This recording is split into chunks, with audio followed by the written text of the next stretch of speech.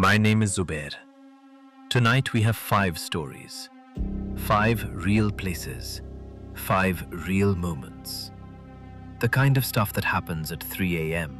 when nobody is around to see it. These are short, these are real, and at least one of them is going to stick with you. Hit the bell, share it with someone, and let's get into it.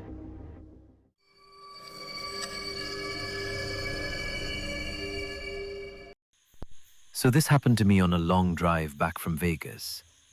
My name is Tyler, and I want to be real clear about something before I start. I do not drink. I was not tired. I was completely alert when this happened. It was around 3 a.m. on a stretch of highway in the Nevada desert. Nothing for miles in any direction. Just road and darkness, and my headlights cutting through it. I saw a diner off the highway. Little place, lit up. Sign said it was open. I was hungry and needed a break, so I pulled in. Place looked normal enough. 6 or 7 other customers sitting in booths. A woman behind the counter. Coffee smell. Old country music playing low on a radio somewhere. I sat down at the counter. The woman poured me coffee without me asking. Smiled. Did not say anything. I ordered eggs and toast. She wrote it down and disappeared into the back. I looked around while I waited. That is when I noticed something was off.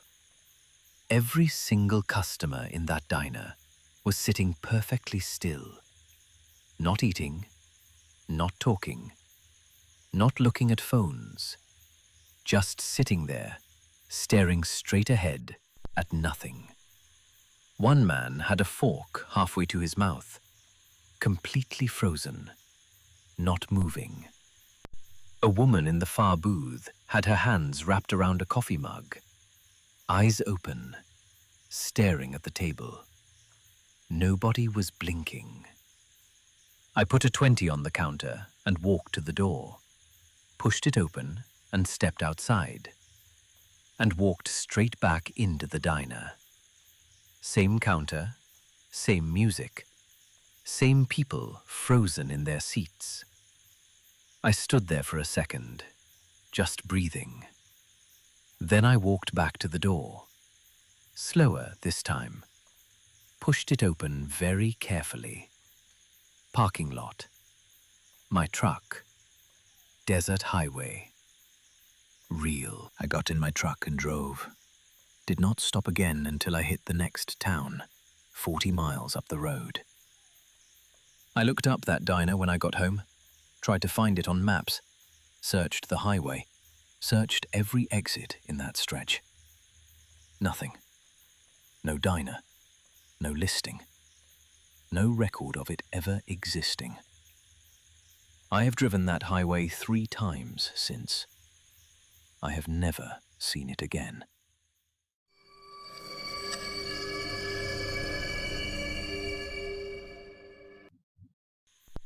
My name is Keisha. I have been a pediatric nurse for 11 years. I have seen a lot of things in hospitals that do not make it into any official report. But this one I need to talk about. About 4 years ago, I was working the night shift on the 4th floor, children's ward. Quiet night. Most of the kids were stable and sleeping. Around 2 a.m., I was doing my rounds, and I saw a little girl standing in the hallway, maybe 7 or 8 years old. White nightgown, standing at the end of the corridor with her back to me. I walked toward her, asked if she was okay, asked what room she was in. She did not answer, did not turn around. I got closer, reached out to put my hand on her shoulder, and she was gone. Not ran away, not walked off, just gone, right in front of me. I checked every room on that floor, every bed, every bathroom. Nothing. The next night she was there again. Same spot, same position, same nightgown. This went on for 2 weeks, every single night at 2 a.m., always the same spot, always with her back to me. I finally asked the older nurses about it. One of them got very quiet, said she knew exactly who I was talking about, said a little girl had passed away on that floor about 12 years ago, room 412. She had wandered out into that hallway the night she died. I asked which end of the corridor she was found. The nurse pointed. Same spot. Exactly. I transferred to a different floor 6 months later. Different reasons officially. But every time I walk past that corridor at night, I do not look down toward that end. I just keep walking.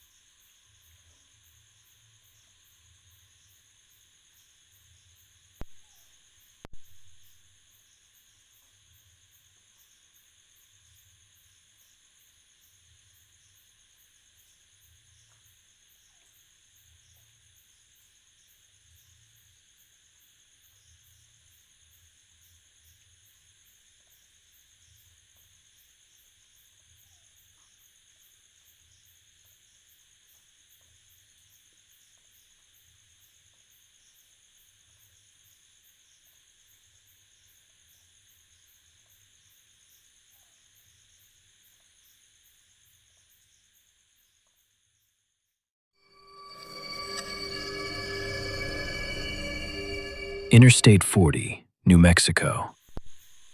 My name is Cassandra. I was driving alone from Albuquerque to Amarillo on a Thursday night. Long drive, flat road, nothing but darkness on both sides. Around midnight, I stopped at a rest stop to use the bathroom and stretch my legs. Small place, a few lights, couple of other cars in the lot. I was walking back to my car when a man stepped out from the shadow between 2 vehicles. He was tall, dark jacket, and he said very calmly, "My car broke down. Can you give me a ride to the next exit?" Everything in me said no. I said I was sorry I could not help, and got in my car and locked the door. He stood there, watching me pull out. Did not move. Did not say anything else. I drove, put about 20 miles between me and that rest stop. Tried to shake the feeling. Then my tire blew. I pulled onto the shoulder, sat there for a second thinking about what to do. Then I got out to look at the damage. The man was standing at the back of my car, 20 miles from that rest stop. No other cars around. No lights anywhere except mine. He was just standing there in the dark behind my car. watching me. I got back inside, locked the door, called 911, stayed on the phone with the operator until a state trooper arrived. When the trooper got there, nobody was there. He searched the area. Nothing. He asked me to describe the man. I did. He got very quiet. Said there had been reports of a similar man at that rest stop, going back almost 2 years. Nobody ever caught him. Nobody ever figured out how he got around. I asked the trooper how he moved so fast, how he got 20 miles ahead of me without a car. The trooper looked at me for a long moment. Then he said, "We have never been able to figure that out either." 5 stories. 5 places most people go without thinking twice. A diner that disappeared. A little girl who never left the floor she died on. A voice in a cornfield that stopped sounding like the person it was pretending to be. A man who moved 20 miles without a car. And something at the bottom of a rooftop pool in Miami that was not supposed to be there. You never really know what is sharing a space with you. Drop your story in the comments or fill out the form in the description. We read every single one. Until next time, stay safe and maybe skip the late night swim.